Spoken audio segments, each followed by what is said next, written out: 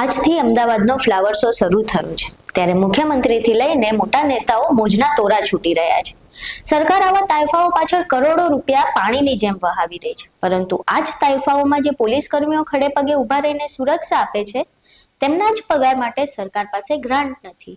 જી હા, રાજ્યની સુરક્ષા કરતા જવાનોના પગાર અટક્યા છે।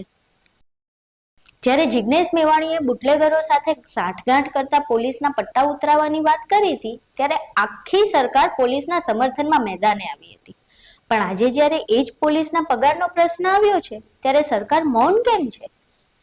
ચક્રવાત ન્યૂઝ સાથે હું હેમલ, જુઓ અમારો આ ખાસ અહેવાલ। ચક્રવાત ન્યૂઝ। આ દ્રશ્યો છે ફ્લાવર શોના, જ્યાં ઉત્સવોના નામે રોશની છે, ભવ્ય સ્ટેજ છે અને કરોડોનો ધુમાડો છે, પરંતુ આ ચમકદમકની પાછળ એક કડવી વાસ્તવિકતા છુપાયેલી છે।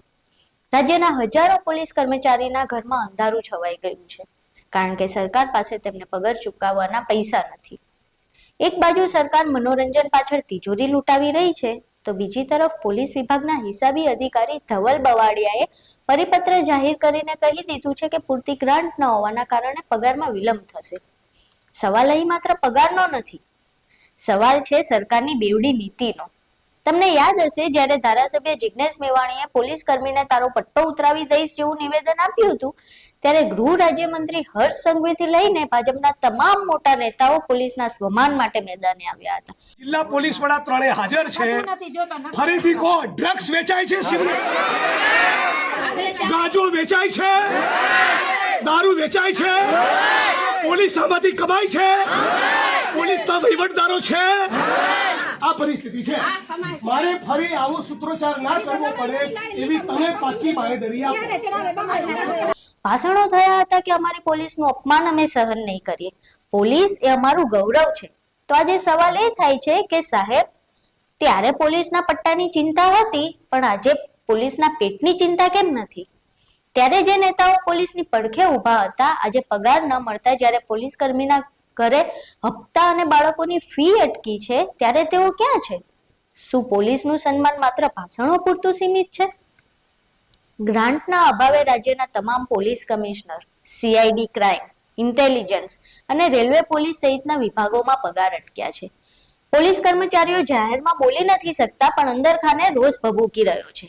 બેંકના ઈએમઆઈ બાઉન્સ થવાનો ડર અને ઘરનું ભાડું કેમ ભરવું તેની ચિંતા તેમને કોરી ખાઈ રહી છે।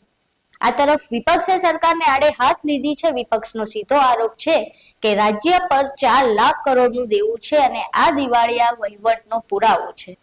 જોકે સરકારના પ્રવક્તા જીતુ વાઘાણીએ હંમેશની જેમ માત્ર ધ્યાન દોરવાની ખાતરી આપીને હાથ ખંખેરી લીધા છે।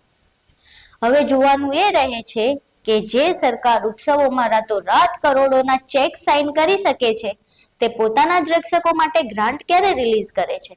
શું સરકાર માત્ર પોલીસના ખભા પર બંદૂક ફોડવાનું જાણે છે કે પછી તેમના ખભા પર હાથ મૂકીને મદદ પણ કરશે?